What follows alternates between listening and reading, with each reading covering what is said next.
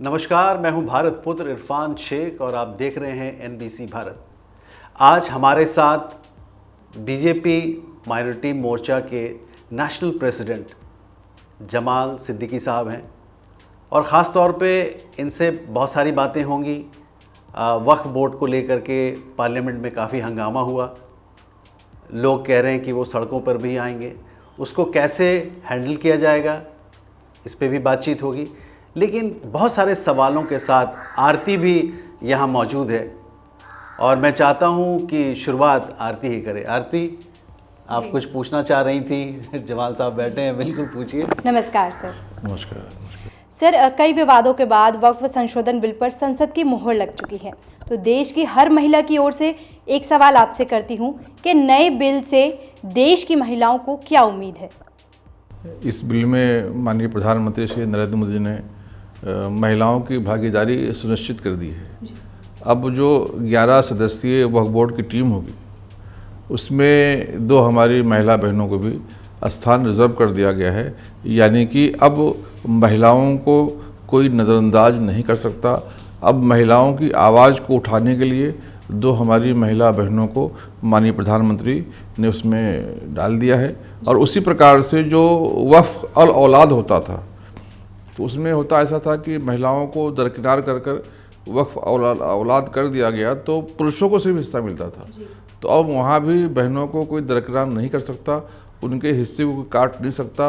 अब वक्फ औलाद में भी बहनों का हिस्सा प्रधानमंत्री ने डाल दिया है, यानी कुल मिलाकर माननीय प्रधानमंत्री जी ने महिलाओं को न्याय देने का काम किया है। जी जमाल साहब, एक देखिए, ये फिगर बड़ा इम्पॉर्टेंट है कि 288 फेवर में आया, फॉर में आया लोकसभा में और 232 अगेंस्ट में। तो ये फिगर कोई छोटा फिगर तो है नहीं। आपको ऐसा नहीं लगता है कि ये जो चुन करके लोग आए हैं और इतना ज़बरदस्त अपोज कर रहे हैं, तो क्या ये सड़कों पे नहीं जाएंगे? बोल भी रहे हैं कि हम सुप्रीम कोर्ट जाएंगे। कैसे हैंडल करेंगे आप इसको? कि हमारा देश लोकतांत्रिक देश है और यहाँ लोगों को अपनी आवाज़ उठाने का, कोर्ट में जाने का और आंदोलन करने का अधिकार है। बिल्कुल स्वागत है, आंदोलन करना चाहिए, लेकिन हमें ये देखना है कि किस बात का आंदोलन कर रहे हैं। आंदोलन तो उनको तब करना चाहिए जब वक्फ बोर्ड की प्रॉपर्टियों का बंदरबाट किया गया। आपको याद होगा 2006 में जब सच्चर कमेटी ने रिपोर्ट दिया, उन्होंने कहा कि जो इसका इनकम है वक्फ बोर्ड का, वो इनकी प्रॉपर्टियों से कम 1500 करोड़ रुपया मिलना चाहिए। उस वक्त इनकम कितनी थी? 160 या इसके आसपास। अभी उसके बाद आज तक उसमें वक्फ बोर्ड के इनकम में इजाफा सिर्फ 5 से 7 करोड़ रुपये का हुआ। तो ये जो बंदरबाट था, ये जब बंदरबाट शुरू किया था कांग्रेस ने, तब लोगों को सड़क पर आकर आंदोलन करना चाहिए था, लोगों से सवाल पूछना चाहिए था कि वक्फ बोर्ड की जो प्रॉपर्टियां हैं वो हमारे पुरखों ने दान में दी हैं, अल्लाह के राह में उसको जो है वक्फ किया है, तो इसका इस्तेमाल गरीब, मिस्कीन, बेवा, यतीम और ख़वातीन के लिए होना चाहिए। अस्पताल बनना चाहिए, स्कूल खुलना चाहिए, वहाँ पर यतीम खाने बनने चाहिए, बच्चों की शादियों के लिए खर्च होने चाहिए। आखिर ऐसा कोई काम हुआ? अभी तक नहीं हुआ, तब आंदोलन करना चाहिए। लेकिन ये आंदोलन पॉलिटिकल है, ये आंदोलन वह प्रॉपर्टी को बचाने के लिए नहीं है। ये जो आंदोलन नेता लोग कर रहे, ये आंदोलन उनके अस्तित्व को बचाने के लिए है। क्योंकि जिस प्रकार से माननीय प्रधानमंत्री श्री नरेंद्र मोदी जी ने लूट के लाइसेंस को रद्द किया है, वक्फ बोर्ड के जो अधिकार थे वो भू माफियाओं की तरह इस्तेमाल होते थे। वक्फ बोर्ड का जो कानून था उसको लूट का लाइसेंस बना लिया था इन लोगों ने, और जिस प्रकार से वक्फ बोर्ड को यहाँ पर बदनाम किया गया, लोगों को लगता था कि ये इस्लाम में ऐसा सिखाया जाता है कि दूसरे की ज़मीन को कब्जा कर लो, और विशेष रूप से कांग्रेस ने उनमें साथ दिया। और यही वजह है कि 2013 में जब कांग्रेस ने अमेंडमेंट किया वक्फ कानून में, तो उन्होंने असीम पावर दे दिया उनको, उन्होंने उसको लूट का लाइसेंस बनाया। नहीं तो क्या वजह थी कि सेक्शन 40 जो है वो ये कहता है कि जो ज़मीन पर आप हाथ रखेंगे वो ज़मीन वक्फ बोर्ड की हो जाएगी। उसका फ़ायदा उठाया उन्होंने ज़मीनों पे हाथ रखे कि ये ज़मीन हमारी है, प्राइम लोकेशन को सर्च किया और उस ज़मीन को एक्वायर किया, और एक्वायर करने के बाद जिसकी ज़मीन जा रही है उसको कोर्ट में जाने का अधिकार नहीं है, वो ट्रिब्यूनल में जाएगा, ट्रिब्यूनल में भी उनके आदमी वो उसके पक्ष में जो है फैसला देते नहीं थे, सुनवाई नहीं करते थे। वो ज़मीन एक्वायर किया और अपने जो है रिश्तेदारों को, दोस्तों को, भाइयों को बंदरबाट कर दिया। तो ये जो लूट का लाइसेंस इस्तेमाल कर रहे थे लोग, ये लोग अब डरे हुए हैं क्योंकि उनको मालूम है कि अब कानून बदल चुका है, इसमें अब जांच होगी। अभी तक CAG ऑडिट नहीं कर सकता था। ऐसा कौन सी मजबूरी थी कि भाई देश में रहने वाले, देश के लिए काम करने वाले, देश का अपना जो वक्फ बोर्ड है, इसमें जो सरकार ऑडिट नहीं कर सकती थी, क्योंकि ऑडिट करेगी तो बात सारी बाहर आएगी। अब उनको पता है कि सरकार ऑडिट करेगी, CAG ऑडिट करेगी, तो जो हमने घपले घोटाले किए हैं वो घपले घोटाले सामने आएंगे। अब उनको जेल जाना पड़ेगा, तो ये जेल जाने के डर से आंदोलन कर रहे हैं। लेकिन जमाल साहब, अपोजिशन का ये कहना है कि पिछले 10 साल से आप सरकार में हैं, अगर कुछ गड़बड़ियाँ हुई थी तो फिर आपने लोगों को पकड़ा क्यों नहीं? ये कैसे पकड़ते हैं जब कानून इजाज़त नहीं देता है? अब आप देखें, जब तक 3 तलाक पे पाबंदी नहीं थी, अगर हमारी किसी बहन को किसी ने 3 तलाक बोलकर घर से बाहर कर दिया, अगर वो थाने में जाती थी तो पुलिस वाले क्या कहते थे कि भाई तुम्हारे दीन में, तुम्हारे इस्लाम में ये व्यवस्था है, माफ़ करना बहन, मुझे पीड़ा है, लेकिन मैं आपका साथ नहीं दे सकता क्योंकि कानून में ऐसा कोई प्रावधान नहीं है। जब आप कांग्रेस ने लूट का लाइसेंस दिया हुआ था, उस लाइसेंस का उपयोग करके कोई लूट रहा है तो कैसे हम रोकेंगे? उस लूट के लाइसेंस को रद्द करना पड़ेगा, तब हम रोकेंगे, तब हम उस पर कार्रवाई करेंगे। अब उस लूट के लाइसेंस को रद्द किया गया है, अब देखना आप कैसे कार्रवाई होती है। दूध का दूध, पानी का पानी हो जाएगा। ठीक है, इस बात को तो चलिए हम मान लेते हैं। एक बात और भी है कि आपने कहा कि साठगांठ था, पुरानी सरकार जो थी, पिछली सरकार जो थी, और वक्त में जितने भी लोग बैठे थे और प्राइम लोकेशन को आइडेंटिफाई करके गवर्नमेंट के साथ साठगांठ थी। तो क्या आप ये कहना चाहते हैं कि कोई नेक्सस था इन लोगों का? 100% नेक्सस था। यही वजह है कि वक्फ बोर्ड जो है वो आज इतना गरीब है, जिसके पास इतनी अकुत संपत्ति है। रेलवे और मिलिट्री के बाद अगर किसी के पास जायदाद है तो वक्फ बोर्ड के पास है, और वो वक्फ बोर्ड अपने मुलाजिमों का तनख्वाह नहीं दे पा रहा है। वो वक्फ बोर्ड अपने ऑफिस में रंगाई पुताई नहीं करवा पा रहा है। वो वक्फ बोर्ड अपने यहाँ कुर्सी नहीं खरीद पा रहा जहाँ लोग आके बैठे हैं। तो ये साठगांठ इतना बड़ा था कि वक्फ बोर्ड को ये लोग चूस रहे। तो क्या इसमें पॉलिटिकल जो पार्टीज हैं उनके भी लोग एक्सपोज होने वाले हैं? 100% जितने लोग भी आंदोलन कर रहे, वो देखना आप, अवैसी साहब, दुनिया जानती है कि कौड़ियों के भाव में हैदराबाद में वक्फ की प्रॉपर्टी को लीज पे लेके रखा है। आप वहाँ पर कई चैनलों पे दिखाया गया, उनकी प्रॉपर्टी दिखाई गई, 3,500 करोड़ रुपए की प्रॉपर्टी उन्होंने जो है कौड़ियों के दाम में लेके रखा है। आप अभी हमारे वक्फ बोर्ड के चेयरमैन हैं उत्तराखंड के शादाब शम्स साहब, वो बता रहे थे कि अहमद डम्पी साहब, अकबर अहमद डम्पी साहब, उनकी 200 बीघा ज़मीन वक्फ बोर्ड पे कब्जा करके उन्होंने वहाँ पर रिसोर्स बना के रखा है। आप मदनी साहब को देखें, इसी ITO के पास में जो उनका कार्यालय है, 15 बीघा ज़मीन थी, सब गायब हो गई। इन्हीं मदनी साहब ने वहाँ पर मुतल्ली रहते हुए होटल अबराय को 1 रुपये की लीज पे देके रखा है। खूब बंदरबाट हुई। All India Muslim personal law board के जितने भी नेता हैं, आप सर्च करो, सबके पास वक्फ की प्रॉपर्टी है। जो वक्फ यतीम के लिए होता था, इस वक्फ की प्रॉपर्टी पे इन्होंने कब्जा किया हुआ है। उसकी मलाई ये खा रहे थे, इसलिए गरीब बेचारे के पास कुछ नहीं पहुँच रहा था। अब जिस प्रकार से नाम उसका उम्मीद दिया है माननीय प्रधानमंत्री ने, इस कानून को उम्मीद का नाम दिया है, उसी प्रकार से अब गरीब मिस्कीन बेवा को अब उम्मीद हो गई है इस प्रॉपर्टी से हमें कुछ ना कुछ मिलेगा, जिससे हमारा उद्धार होगा। इसलिए आप देखेंगे कि सड़क पर पॉलिटिकल मुसलमान आ रहे, मुसलमान नहीं आ रहे, सड़क पर पॉलिटिकल मुसलमान आ रहे। और जो मुसलमान है खुशियाँ मना रहा है कि अब प्रधानमंत्री श्री नरेंद्र मोदी की वजह से कुछ ना कुछ हमें जरूर मिलेगा, जिससे हमारा उत्थान हो। जी जमाल जी, एक सवाल आपसे पूछना चाहूँगी कि कानून पारित होने के बाद अगर प्रोटेस्ट होता है और बड़ा विकराल रूप ले लेता है, तो इसको सरकार कैसे हैंडल करेगी? देखिए, मजबूत सरकार है, मजबूर सरकार नहीं है। माननीय प्रधानमंत्री श्री नरेंद्र मोदी जी 56 इंच का सीना रखते हैं। देश के गृह मंत्री दबंग गृह मंत्री हैं। कानून अगर अपने हाथ में कोई लेने की कोशिश करेगा, कोई देश को तोड़ने की कोशिश करेगा, कोई अगर नौजवानों को गुमराह करके उनसे दंगा फसाद करवाएगा, तो उनसे निपटा जाएगा।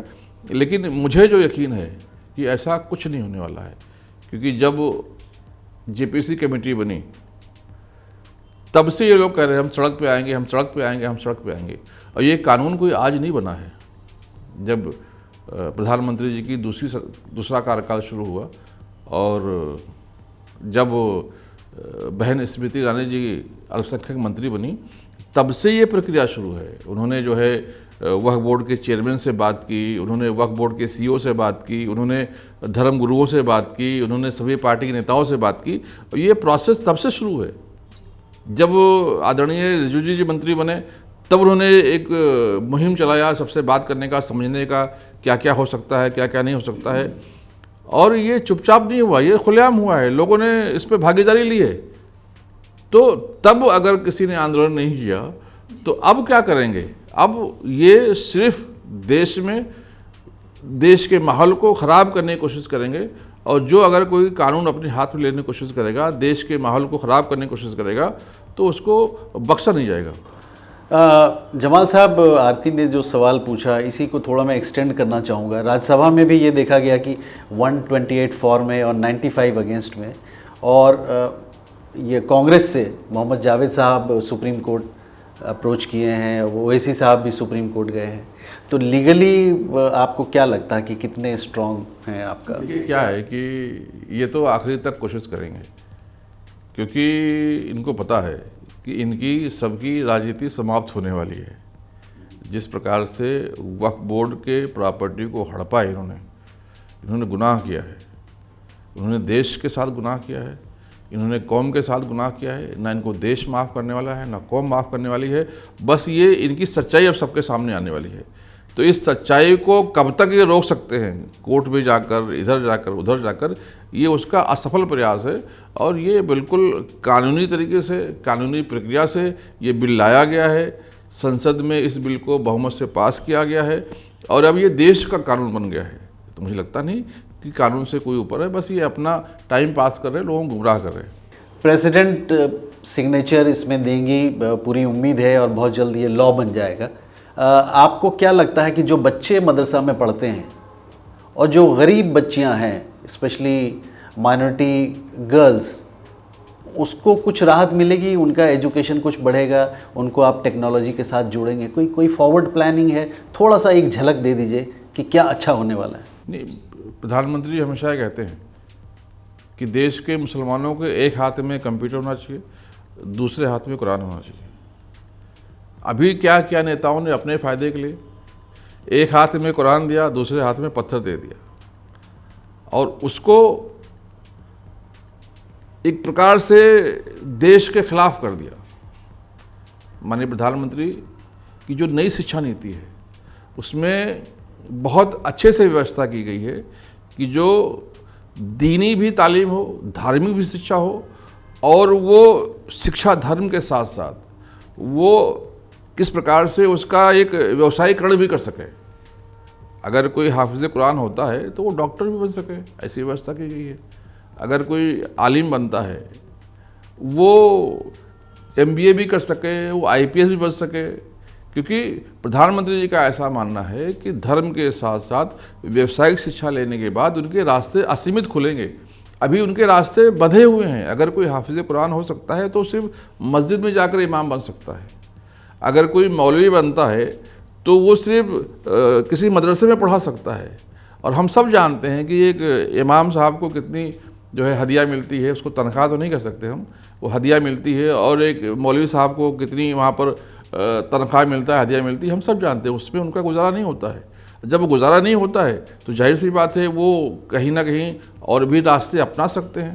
तो प्रधानमंत्री ने इस नई शिक्षा नीति में, देश का दुर्भाग्य है कि अभी तक देश अंग्रेज़ों की शिक्षा नीति भी चल रहा था और अंग्रेज़ों ने तो हमें बांट कर रखा था। तो इस नई शिक्षा नीति में जो व्यवस्था की गई है इसमें समान सबको शिक्षा मिलेगा, धार्मिक शिक्षा भी मिलेगा, व्यावसायिक शिक्षा भी मिलेगा। एक हाथ में कुरान होगा, एक हाथ में कंप्यूटर होगा।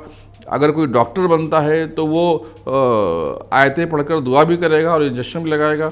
अगर कोई थानेदार बनता है तो खुदा का डर उसके अंदर होगा क्योंकि उसके अंदर धर्म है और वो न्याय भी करेगा। अगर कोई IAS IPS बनता है तो वो भी वहाँ जाकर अपनी सेवाएं दे सकता है। तो प्रधानमंत्री जी ने सबके रास्ते खोले हैं। मुझे लगता है कि देश इसके माध्यम से उन्नति के रास्ते पर जाएगा। अभी जो एक सरासरी आकलन है कि इस वक्फ बोर्ड की प्रॉपर्टियों से कम 2000 रुपये का इनकम होना चाहिए। अब आप सोचिए, अगर 2000 रुपये का इनकम मुसलमानों को मिलता है, जो उनका खुद का अपना होता है, और उस इनकम को वो धार्मिक कामों में भी लगा सकते हैं, कोई रोक नहीं है। इससे हमारे इमाम को पेमेंट मिलेगा, इससे हम अपनी मस्जिदों को ठीक कर सकते हैं, इसमें हम धार्मिक शिक्षा को बढ़ावा दे सकते हैं।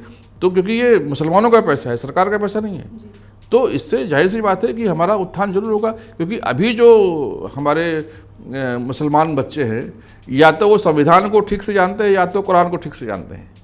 इस देश में अगर हमें उन्नति करनी है, इस देश में अगर हमें मजबूती से रहना है, इस देश में अगर हमें सबके साथ मिक्स होना है, तो हमारे साथ संविधान भी चाहिए, उसका भी हमें पूरा ज्ञान होना चाहिए, और हमारे साथ कुरान भी चाहिए, उसका भी हमें ज्ञान होना चाहिए। क्योंकि ये देश जो है 140 करोड़ भारतीयों का है, और अलग अलग मज़हब, अलग अलग जो है पूजा पद्धति, अलग अलग भाषा, अलग अलग रंग के लोगों का है।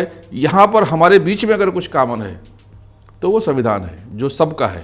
तो संविधान का भी ज्ञान होना चाहिए और कुरान का भी ज्ञान होना चाहिए, तभी हम इसमें कामयाब हो पाएंगे। और अभी इसके माध्यम से संविधान और ज्ञान दोनों को मुसलमानों तक पहुंचाने का प्रयास किया जाएगा, और इसके लिए हमें आर्थिक रूप से मदद भी मिलेगी अब वक्फ बोर्ड के माध्यम। जमाल साहब, क्या हम ये मान के चलें कि आप मॉडर्न एजुकेशन इंट्रोड्यूस करेंगे मदरसा में, एक चीज़, और दूसरा स्किल डेवलपमेंट को भी आप वहाँ इंट्रोड्यूस करेंगे, तीसरा कि इतना बड़ा लैंड, मतलब क्योंकि गवर्नमेंट का इन्वॉल्वमेंट होगा तो बहुत सारे प्रॉपर्टीज़ होंगे, मस्जिद है, मदरसा वगैरह, तो क्या आप सोलर को भी इंट्रोड्यूस करेंगे ताकि एनर्जी उनको फ्री मिले, सूरज से मिले? क्या ऐसा कुछ सोच रहे हैं? बिल्कुल, सारी व्यवस्था करनी चाहिए। और मुझे लगता है कि हमारे पास विशेष रूप से मुसलमानों के पास जो इंफ्रास्ट्रक्चर है उसका हम उपयोग नहीं कर पा रहे, उसका हम सीमित उपयोग कर रहे हैं। हमारे यहाँ हर मोहल्ले में 4-5 मस्जिदें होती हैं। मस्जिद में हम फजर की नमाज़ पढ़ते हैं 5-6 के बीच में, फिर वो जोहर तक खाली पड़ी रहती हैं। अगर हम वहाँ चाहें तो स्किल डेवलपमेंट सेंटर खोल सकते हैं, हम वहाँ पर जो है एक शाम में क्लिनिक खोल सकते हैं, कोई डॉक्टर बुलाकर हम वहाँ पर इलाज करवा सकते हैं। हम वहाँ अगर चाहें तो जो बाहर से आने वाले, दूर दूर से आने वाले लोग हैं, जिनको रहने की व्यवस्था नहीं होती, वो कहीं लॉज ढूंढते हैं, वहाँ जो गरीब होता है वो तो सड़कों पर सो जाता है, तो उसको हम वहाँ पर रहने की व्यवस्था कर सकते हैं। यानी कि हमें एक बड़े पैमाने पर उसमें जो है एक अच्छी व्यवस्था करने की आवश्यकता है। और जो हमारे धर्म के जो हमारे मुखिया है, जो हमारे इमाम हैं, जो हमारे धर्मगुरु हैं, उनको भी इसमें आगे आकर, और सरकार कोशिश करेगी कि उनको भी इसमें शामिल किया जाए, उनको विश्वास में लेकर एक तरह से रिजोल्यूशन लाया जाए कि मस्जिदों का उपयोग जो है सिर्फ नमाज के लिए ना हो, मस्जिदों का उपयोग स्किल डेवलपमेंट के लिए हो, मस्जिदों का उपयोग क्लिनिक के लिए हो, मस्जिदों का उपयोग वहाँ आसपास जो रहने वाले लोग हैं उनके मदद के लिए हो। तो मुझे लगता है कि ये अगर जो इस्लामी व्यवस्था है इसको हमने ठीक तरीके से लागू किया तो हमें तरक्की करने से कोई रोक नहीं सकता है। देखिए, आज बहुत ही ज़बरदस्त बात जमाल साहब ने कहा है। अल्हम्दुलिल्लाह इनका ये कहना है कि जब सारी चीज़ें ठीक हो जाएंगी, जब कानून दुरुस्त हो जाएगा, तो मस्जिद बेशक अल्लाह का घर है, वहाँ पे इबादत होता है, लेकिन इन्होंने साथ साथ में ये ऐड किया है कि मस्जिद में इबादत तो होगा ही और पुरजोर ढंग से होगा, लेकिन उसके साथ साथ वहाँ पे पढ़ाई भी होगी, अच्छी पढ़ाई होगी, और क्लिनिक भी होगा, ताकि लोगों को वहाँ पे इलाज भी हो, उनको राहत भी मिले, और जब वो दवा खाएंगे, इलाज होगी और सेहत मिलेगा उनको, तो उनके लिए दुआ भी की जाएगी। यानी दवा और दुआ दोनों भी मस्जिद के ज़रिए मिलेगा। ये कोई रेवोल्यूशन से कम नहीं है। मुझे ऐसा लगता है एक बार हिंदुस्तान में ऐसा हो जाएगा तो बाकी जो हमारे नेबरिंग कंट्रीज़ है शायद वो कॉपी करने की कोशिश करें।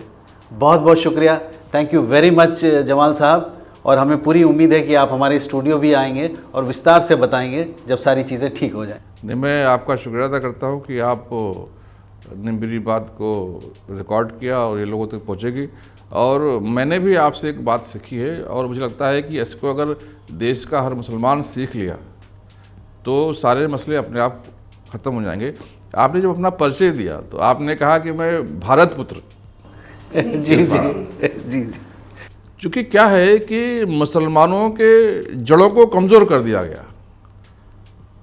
हमारा जड़ जो है वो हमारी मिट्टी है, हमारी भारत माता है, हमें उसी से दूर कर दिया गया।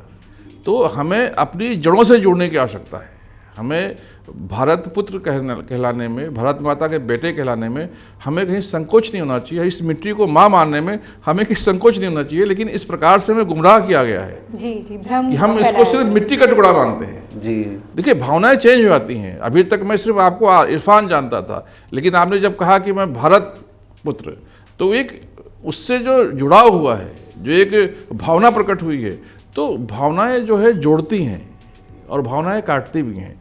तो ये भी एक लोगों को समझना होगा कि हम इस मिट्टी के बेटे हैं, ये वतन हमारी माँ है। और इस्लाम में भी कहा गया है कि वतन जो है वो सबसे बड़ा है। जिस मुल्क में रहते हो उस मुल्क के कानून को मानो, लेकिन कहीं ना कहीं साजिश के तहत हमें अपने मुल्क से भी काटने की कोशिश की गई है। हमें इस मुल्क को माँ मानने से कई लोग रोकते भी हैं। तो मुझे लगता है कि ऐसे लोगों को रोकने की आवश्यकता है। ऐसे बहकाने वाले लोग, ऐसे काटने वाले लोग, इनसे दूर रहने की आवश्यकता है। और मुझे लगता है कि अगर हम वतन से जुड़ जाते हैं, अगर हम इस भारत माता को अपना माँ मानते हैं और भारत के बेटे जब हम कहलाएंगे, जब वो फीलिंग हमारे अंदर आएगी, तो ऑटोमेटिक हमें एक जुड़ाव होगा, क्योंकि हम सब इसी माँ के बेटे हैं, हम सब एक हैं, हमारी संस्कृति एक है। सिर्फ अगर कोई फ़र्क है तो पूजा पद्धति में, और फ़र्क तो हो सकता है क्योंकि सबके अलग अलग रास्ते हो सकते हैं, लेकिन पहुंचना तो हमें खुदा के पास ही है। तो ये जो भावना है अगर हमने लोगों में पैदा किया तो ऑटोमेटिक बहुत सारी बातें अपने आप ठीक हो जाएंगी। ख्वाजा साहब जब हिंदुस्तान मतलब जब चले वहाँ से, ख्वाजा गरीब नवाज, तो वो तो कहीं भी जा सकते थे, वो हिंदुस्तान ही क्यों आए? हज़रत निज़ामुद्दीन औलिया रहमतुल्लाह अलैह हैं, बाबा शेख फ़रीद हैं, सब के सब मतलब हिंदुस्तान, तो कुछ तो बात है यहाँ पे ना। बहुत कुछ बात है, सारी बातें यहीं है, यहीं से सारी शुरुआत हुई है। और जो भारतीय संस्कृति है ये सबको समाविष्ट करती है। वसुधैव कुटुंबकम हमारी सोच है। जब हम एक परिवार मानने की बात करते हैं तो जाहिर सी बात है, जब परिवार मानते हैं तो ख्याल भी रखते हैं, तो बाकी जो सोच है वो कहीं नहीं है। लेकिन यहाँ जिस प्रकार से हम एक बांटने का प्रयास कर रहे हैं राजनीति को जिंदा रखने के लिए, ये ख़तरनाक है। मुझे लगता है कि आप जैसे पत्रकारों के माध्यम से लोगों में ये भी एक बात जाएगी कि हम एक हैं, हम भारत माता के बेटे हैं। मुझे लगता है हर भारतीय को अपने आगे इसको जोड़ने की आवश्यकता है। जी जी जी, थैंक यू वेरी मच, बहुत बहुत शुक्रिया। और हम दिल्ली में बैठे हैं, दिल्ली में बीजेपी हेडक्वार्टर में जमाल साहब से हमारी बात हुई, और यहाँ पे दिल्ली में दो बहुत इम्पॉर्टेंट दरगाह है। हज़रत निज़ामुद्दीन औलिया रहमतुल्लाह अलैह का दरगाह है, और कुतुबुद्दीन बख्तियार काकी रहमतुल्लाह अलैह का भी दरगाह है। यहाँ पे पूरे दुनिया से यहाँ पे लोग आते हैं, अलग अलग मज़हब से लोग यहाँ पे आते हैं, और यही एक ही बात कहते हैं यहाँ आकर के कि पूरा दुनिया देखा हमने, लेकिन सारे जहाँ से अच्छा हिंदुस्तान हमारा। Thank you very much for watching NBC Bharat.